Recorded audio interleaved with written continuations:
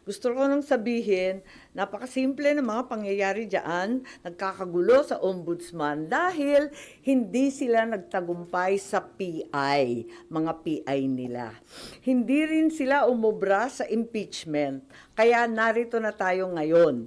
Ipipilit nila na si Boying maging ombudsman para ipakulong si VP Inday Sara bago mag-2027 at hindi lang si Inday Sara, kundi lahat ng mga Duterte, kaalyado ng mga Duterte, baka pati ako.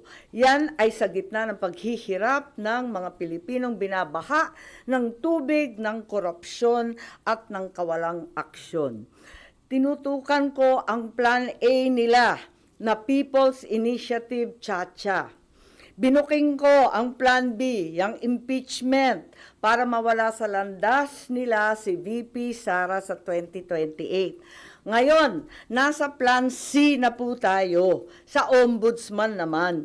Noon pa'y nakita ko na, kaya ako nagsampa ng kaso nung May 2, nandun ako sa ombudsman.